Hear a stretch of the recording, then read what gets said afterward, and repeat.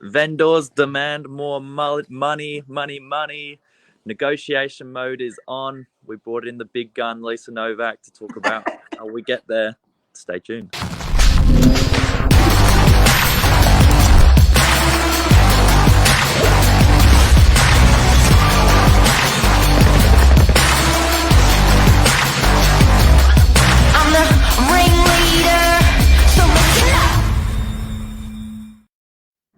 Oh, how many times do we hear? Oh, good morning, Billy, first of all. Good morning. Good morning. Out there in Epping. Who says boys can't multitask? Exactly. We've got a pre-settlement rolling in the background right now. Good on you. Nice early start. Late finish last night, Billy, and an early start this morning. But what we're talking about this morning, guys, is vendors that are saying it's not enough money. Now it's a big topic of conversation, and it's what we hear as an industry a lot, isn't it? It's not enough. I need more. And there's multiple reasons. It's rarely to do with greed, FYI, guys. Often vendors have got a lot going on in the background, don't they, Billy? They're either, they've got a mortgage that they've got to pay out, or they've got to split money, various ways with siblings, or they just need more money to be able to move on to the next stage. Absolutely. Well, everyone's got a bottom line. Doesn't matter how you crunch it down. Everyone's got a bottom line. And I think ultimately it's, how we get them there. But, it would be interesting to hear your take later on in the show. There's almost two prices. And I don't want to give that away too early on, but, there's the market price, and then there's, really what the vendor's sort of bottom line is. Yeah. And, as agents, Billy, sometimes, and it's not up to us, right? I'm always saying to my vendors, guys, please understand the buyers aren't the judges. Our job is to report and to negotiate the highest amount of money out of the market. But, it's important to point out that we are not a couple of things. We are not bank valuers. I think a lot of vendors can often, and I'm talking generally speaking, guys, a lot of vendors will get agents in to price up their property. And we've got to look at a whole lot of factors. We've got to look at market conditions. We've got to look at other properties that have sold recently in their area. Now, I emphasize recently because the market is a roller coaster. And so using data from maybe 7 or 8 weeks ago, the market actually peaked a bit. So using data from then may not necessarily be relevant. You've got to use data really, if you can, that you're drawing upon over the last 3 to 4 weeks. That's very important. But we are not bank valuers. We don't give you a price and then walk away and say, that's it. All right? Because the market judges, the buyers are the judges. And we're also not magicians, despite the good looks. Despite the good looks. And I think it's important to note that because, we want to get you the most amount of money out of the marketplace. But, there's been many, many times where we've over-exceeded a vendor's expectations. How many times, Billy? You're standing in a property right now at the moment. It honestly is the best thing, a part of the job. Being able to, over deliver on someone's wishes is, it's magic. But quite often, we also have tough conversations. Sometimes it's very early on in the campaign where, we're not quite there. And it's all about, sort of just working together to try and close that bridge. But if not, put a good strategy in place to make sure you're giving yourself the best chance of finding that best buyer in the market.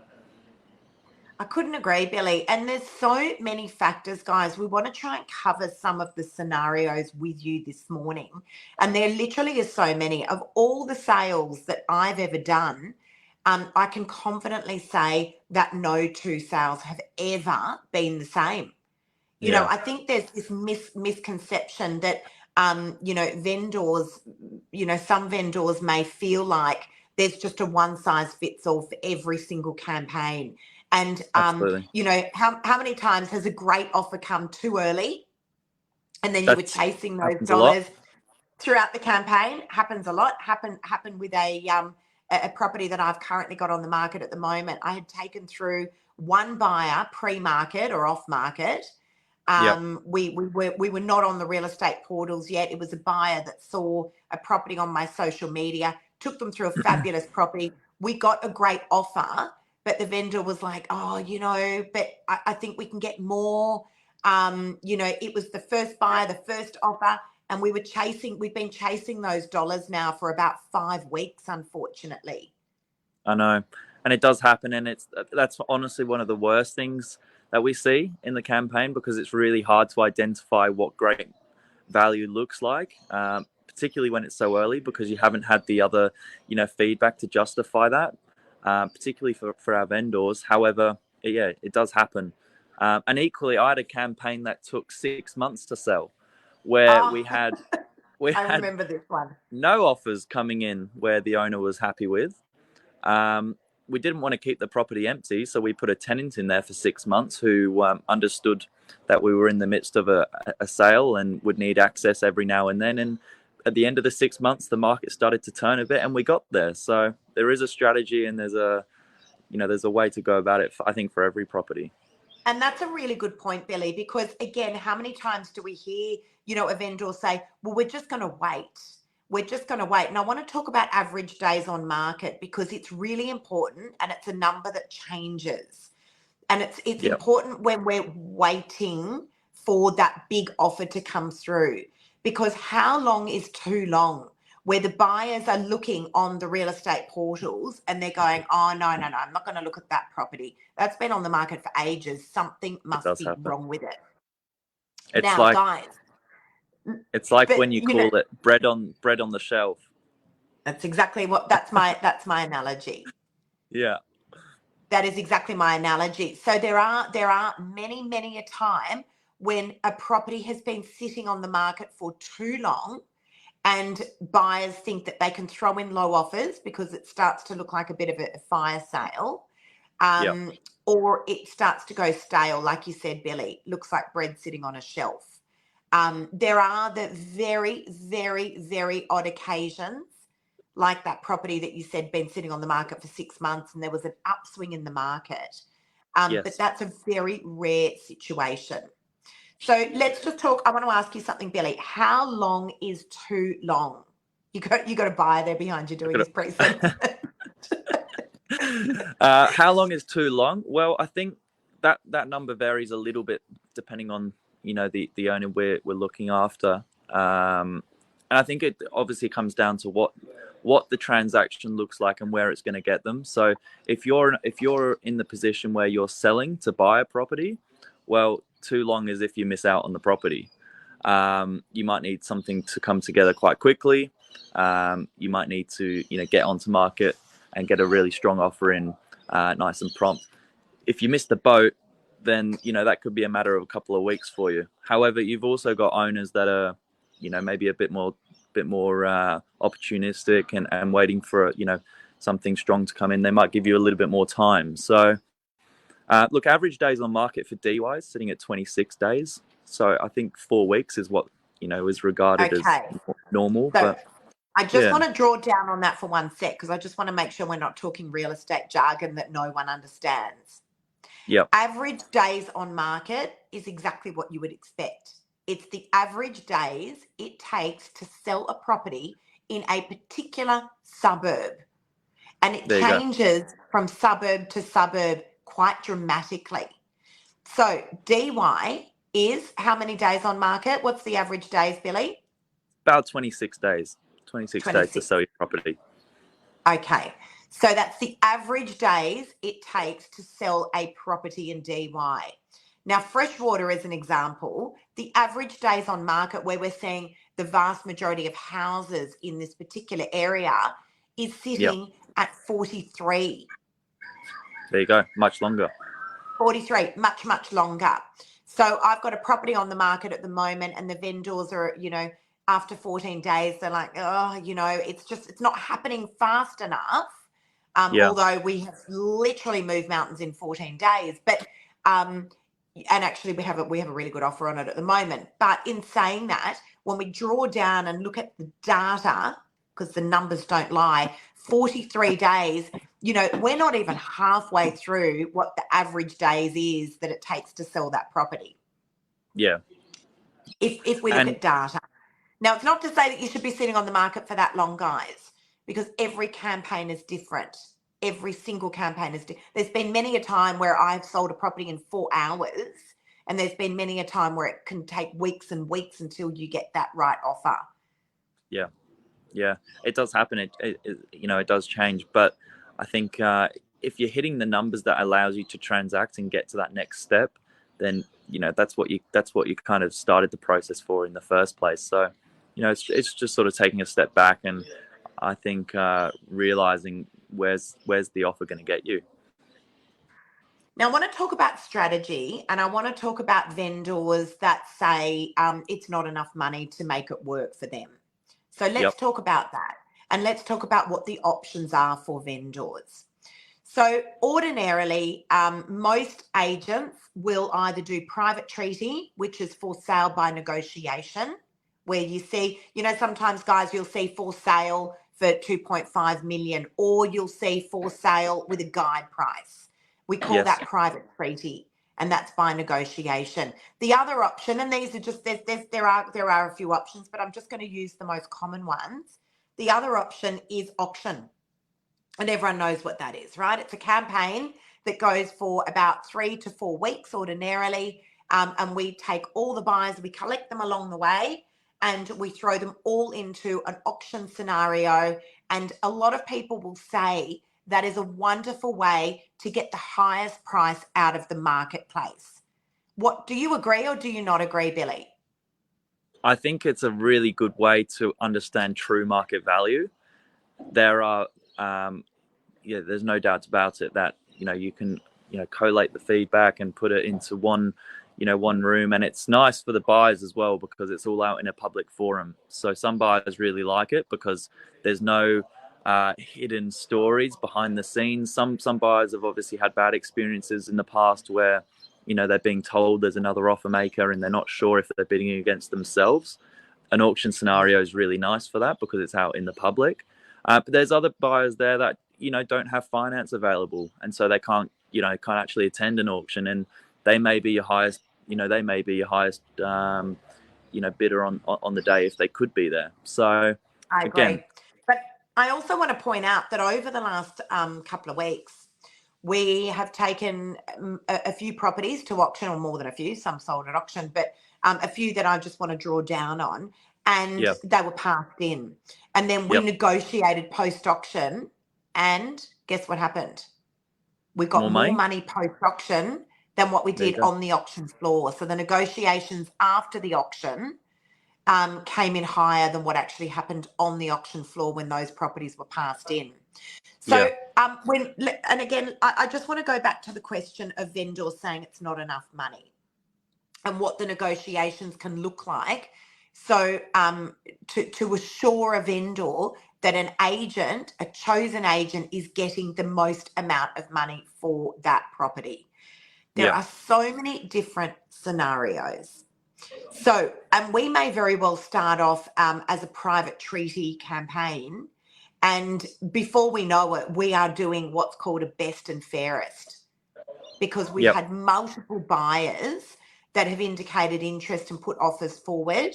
We weren't going to auction, and it can be for a variety of reasons. Sometimes vendors just don't want to take their property to auction. Sometimes it's just not an auction market. And so we have thrown out those multiple offers into what's called a best and fairest. We used to be able to call it a silent auction. And that's how we're extracting the most amount of money out of the marketplace.